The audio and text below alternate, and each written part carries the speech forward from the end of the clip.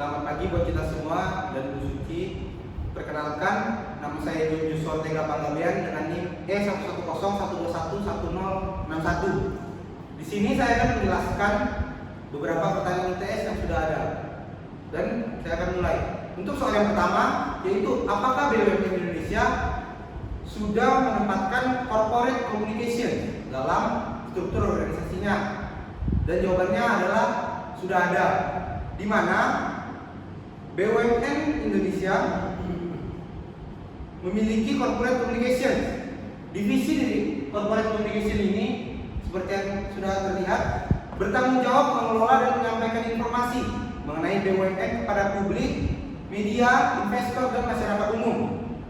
Tugas corporate communication sendiri di BUMN yaitu membangun citra positif BUMN, mengelola krisis reputasi, mengelola hubungan dengan media, serta memastikan konsistensi komunikasi antara BUMN dan seluruh stakeholdernya.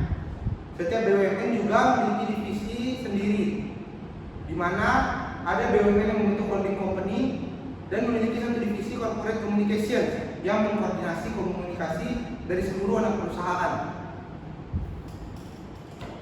Untuk selanjutnya, yaitu BUMN mana sajakah yang sudah memiliki corporate communication. Di sini ada beberapa, akan saya sebutkan semua, yaitu PT Pertamina, PT PLN, PT Telkom Indonesia, PT Garuda Indonesia, PT Bank Mandiri, PT Bank Rakyat Indonesia, PT Bank Negara Indonesia, PT Semen Indonesia, PT Wijaya Karya, PT Pelindo 3, PT Jasa Marga, PT Kereta Api Indonesia, PT Krakatau Steel, dan PT Pupuk Indonesia. Ini adalah beberapa contoh BUMN yang sudah memiliki corporate communication, dan ada beberapa BUMN yang memiliki corporate communication, di mana itu contohnya adalah BUMN yang baru atau masih kecil. Dan selanjutnya untuk soal yang ketiga, saya memilih PT Kereta Api Indonesia untuk saya jelaskan lebih lanjut. Dan yang keempat, PT Kereta Api Indonesia terkait dengan identitas, citra, dan reputasinya. Yang pertama, identitas. PT Kereta Api Indonesia atau lebih sering kita dengar dengan PT KAI adalah badan usaha milik negara yang bergerak di bidang transportasi kereta api, di mana perusahaan ini didirikan pada tanggal 28 September 1945. Logo perusahaan ini akan saya tampilkan.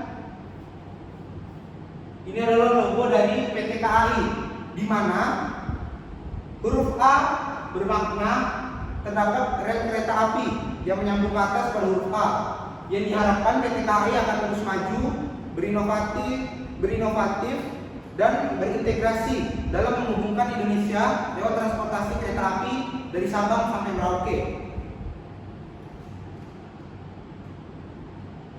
Selanjutnya, citra PT KAI.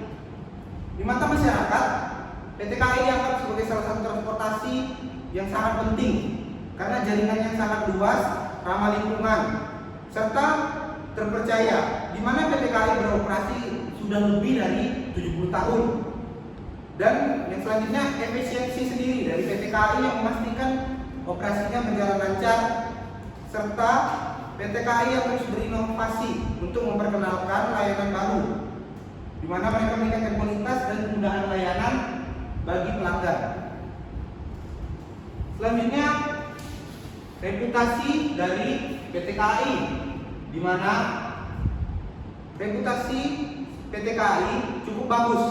PT KAI memiliki jaringan kereta api yang luas, di mana mereka menyediakan berbagai jenis layanan, eksekutif, bisnis, ekonomi, dan layanan khusus lainnya.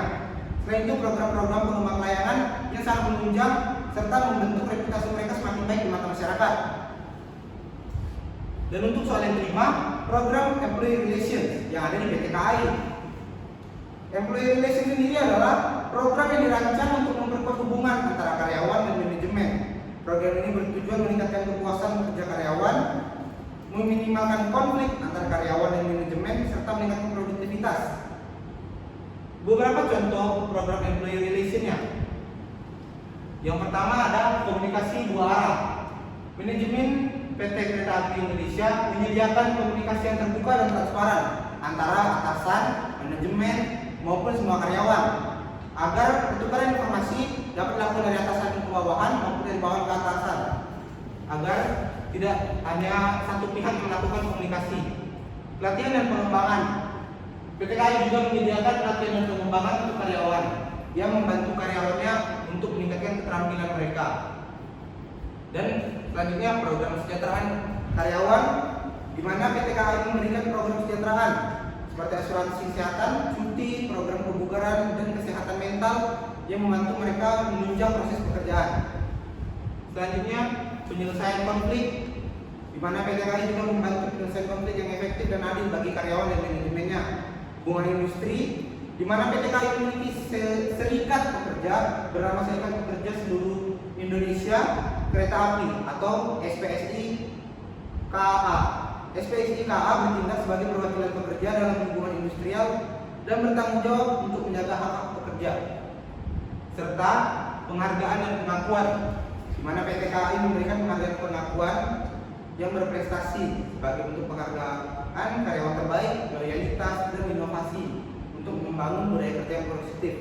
Pendapat pribadi saya sendiri tentang employee relation yang ada di PT KAI, di mana PT KAI sendiri bertujuan untuk meningkatkan kesejahteraan, kemakmuran setiap karyawan, baik itu atasan, bawahan, semua tingkatan yang ada di PT KAI.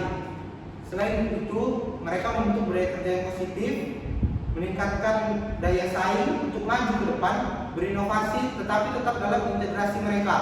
Dan itu semua menjadi pedoman agar mereka tetap bekerja dengan baik dan tidak melanggar aturan yang ada. Sekian dari saya dapat saya sampaikan. Semoga penjelasan saya dapat bermanfaat. Sekian dan terima kasih.